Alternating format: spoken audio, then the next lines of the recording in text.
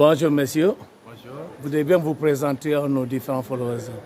je m'appelle Alpha Dia, je suis responsable de la conception, le suivi, l'évaluation, l'apprentissage et tout ce qui tourne autour de la gestion des risques au niveau national. Quel est l'objet de ce CLD aujourd'hui ici au Cap Skirring dans la commune de Diembéring? Alors, nous sommes venus ici à Diembéring aujourd'hui pour présenter la conception, le programme de conception du programme de Diembéring pour World Vision, après avoir fait les diagnostics au mois de mars de l'année de 2003.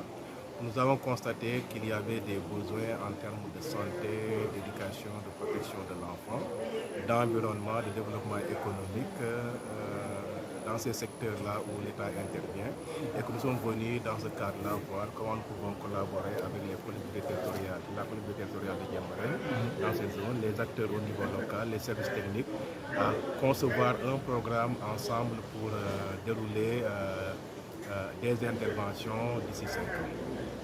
Voilà, aujourd'hui le CLD a mobilisé beaucoup d'acteurs multisectoriels, voilà, au sortir donc de cette rencontre et après avoir écouté les interventions des uns et des autres, justement quelles leçons vous en tirez? Alors, j'en sors satisfait.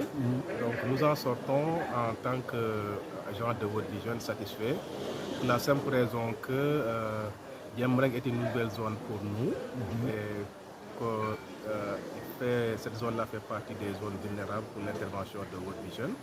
Nous avons été très bien accueillis par le sous-préfet, par le premier adjoint au maire, par les chefs de services techniques et que nous pensons que plus tard, dans la collaboration, en tout cas nous n'aurons pas de problème dans la collaboration, mais aussi nous sommes satisfaits du point de vue de ce que nous avons entendu comme témoignage et message d'accueil de la part des partenaires communautaires en termes, n'est-ce pas, d'imams, d'évêques, de pasteurs et de représentants de la religion traditionnelle africaine. Mais également par les messages des chefs de village, des présidents d'associations de jeunes, de femmes que nous avons écoutés et que nous souhaitons la bienvenue dans le sens, n'est-ce pas, de tisser de bonnes relations pour intervenir à Diembéring dans le cadre du programme de développement de Diembéring. Après donc ce CLD, l'étape suivante sera quoi? Alors, nous avons partagé un calendrier aujourd'hui, c'était le démarrage de la conception des programmes. Donc, ce CLD marque le démarrage de la conception du programme.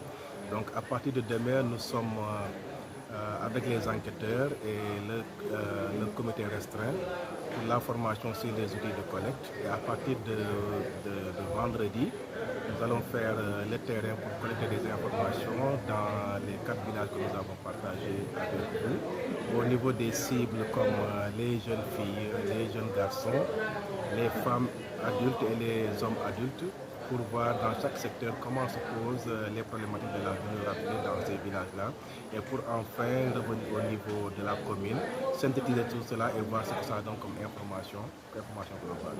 Donc, passer cette étape-là de collecte des données, nous aurons ensemble aussi avec le comité restreint et les représentants des villages en termes, n'est-ce pas, d'association, les chefs de village, les Badjanoukor, les représentants de femmes de toutes les couches sociales, pour, dans un premier temps, à partir de samedi et lundi, identifier les villages les plus vulnérables à partir de paramètres que nous allons vous proposer, que nous allons proposer à la communauté et que la communauté va valider et même peut-être amender pour nous permettre de classifier les villages-là en termes de villages les plus vulnérables où les interventions premières vont se faire et où les enfants qui seront dans le programme de parrainage seront identifiés et envoyés.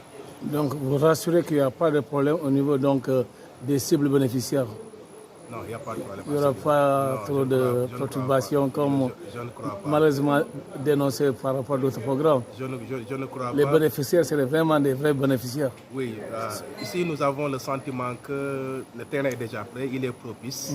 Et la manière même dont les gens nous ont accueillis, la manière de comment les gens maîtrisent la zone, la manière que nous voyons que l'adjoint au maire, la mairie, les services techniques et même l'administration territoriale en la personne du sous-préfet nous ont accueillis, nous donne raison de croire que ici, on ne va pas rencontrer beaucoup de problèmes. Effectivement, les problèmes ne manqueront pas, mais par la collaboration... Nous voyons que vous avez une émotion particulière vis-à-vis de la commune de Diambaré, parce que c'est la seule commune à qui est dédié tout un programme, alors que dans le département, toutes les autres 4 collectivités partagent qu'un seul programme. Oui, donc votre émotion particulière pour la commune s'avère... La commune de Diambaré est assez particulière du point de vue de la population d'abord, parce qu'à elle seule, elle fait plus de 25 000 habitants.